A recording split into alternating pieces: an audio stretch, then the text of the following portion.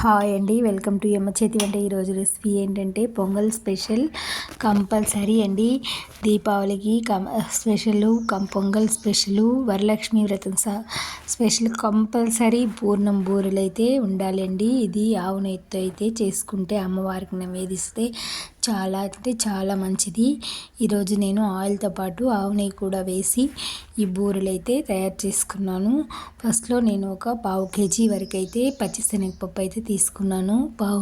ఒక half an hour అయితే బాగా నానబెట్టి ఒక విజిల్ వచ్చే వరకు అయితే ఉడికిస్తే, ఒక పొంగు వస్తున్నా చాలు. పచ్చిశనగపప్పు అనేది బాగా ఉడికిపోతుంది, ఎందుకంటే పప్పు నానింది కాబట్టి.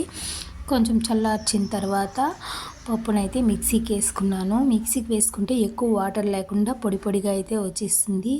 దీనికి నేను ఒక కప్పు బెల్లాన్ని అయితే బాగా తురిమి అయితే స్టవ్ మీద పెట్టి 2 మిక్సింగ్ చేసుకున్నాను. దీంతో కూడా షుగర్ కూడా కొంచెం వేసుకున్నాను.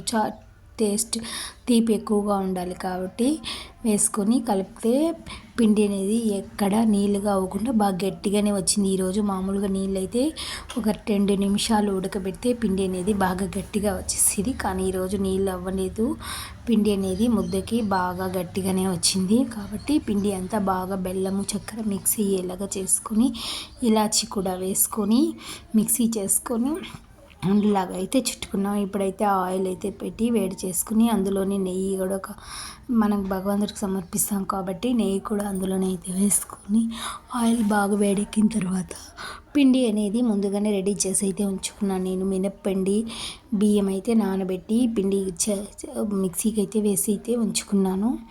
ఇప్పుడు మనం ఒక్కొక్కటి పిండిలో ముద్దలో ఉంచి, మనకు పిండి లూజ్గా ఉన్నదంటే నూనెలో వేస్తే చిట్లిపోతుంది. కానీ మనకి ఈరోజు గట్టిగా కుదిరింది కాబట్టి ఎక్కడ చిట్లలేదు. బాగా పిండిలో అద్ది వేస్తే బాగా చిట్లకుండా అయితే పూర్ణాలు అయితే వచ్చేస్తుందండి. ఇవి కంపల్సరీ. ఈ వీడియో నచ్చితే లైక్ చేసి సబ్స్క్రైబ్ చేసి